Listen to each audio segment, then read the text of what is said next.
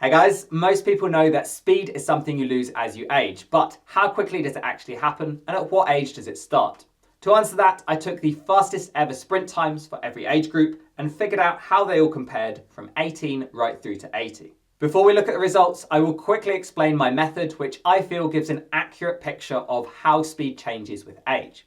I use the 60 and 100 meters because those are the purest forms of speed and examples of what's physically possible at every age.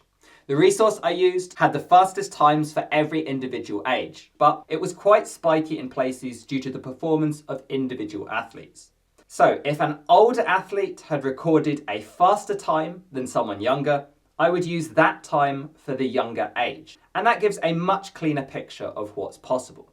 In terms of presenting the results, I will show the data in two ways: the percentage decline relative to the world record, and then flipping the data to produce a speed rating where the fastest times are set to 100 and everything else is relative to that.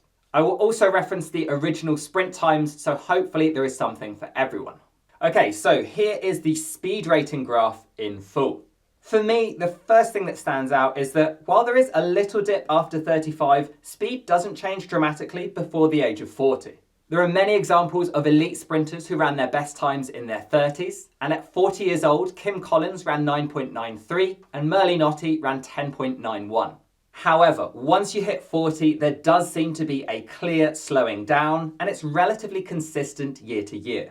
It ends up being roughly a second every decade, though separating men and women, we find women lose speed at a slightly faster rate beyond the age of 64.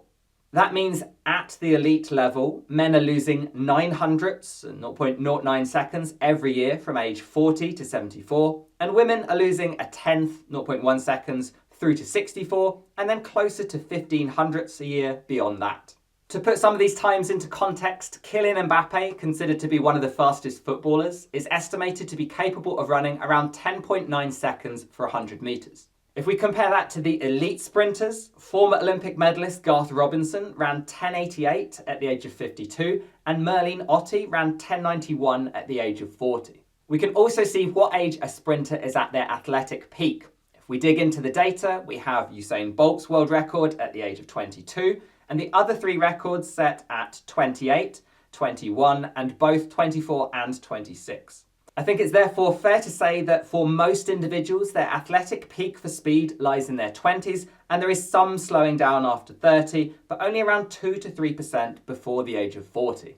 Now, if you're watching this and you are not a world-class sprinter, I have good news for you. Your personal decline does not need to be nearly as steep as an elite athlete.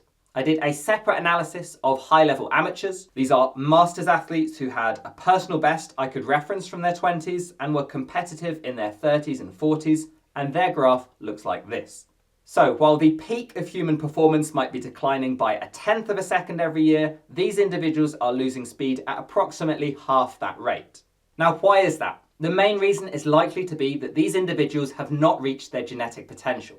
They probably trained seriously in their 20s, but their whole life didn't revolve around sprinting, meaning there was room to further optimize their training. That could be in the form of recovery measures like regular sports massage, optimizing their nutrition and body composition, having training sessions that don't have to fit around work or studying, and the quality of coaching available to them. Using myself as an example, I trained 5 days a week at university, usually after lectures or on Saturday mornings. My diet was typical of a student on a budget, lots of canned tuna and rice, and I was still going out to pubs and clubs several nights a week, often until 1 or 2 in the morning.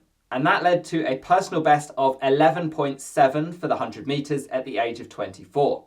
Fast forward to age 38 and I pay a lot of attention to my nutrition. I do daily mobility work and I'm in bed by 10 o'clock on most nights. While that's not enough to beat my lifetime best, after taking up sprinting again at 35, I was able to run 11.9 seconds a year later, which is less than 2% slower than my best. By age 50, that could mean running 5% slower than my best, or 12.3 seconds for 100 meters.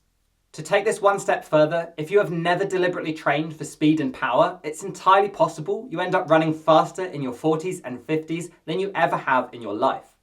In conclusion, absolute peak performance is likely to be reached in your 20s, after which you will see a 2 to 3% loss of speed by the time you hit 40, and then you can expect to lose between 0.5 to 1% each year after that. For most people, that rate of decline will be influenced by their training history, as well as their current exercise routine, nutrition, and recovery. Whether you're a sprinter, runner, or someone who plays team sports, this has hopefully given you a sense of how quickly your speed is going to change as you age. Thanks for watching.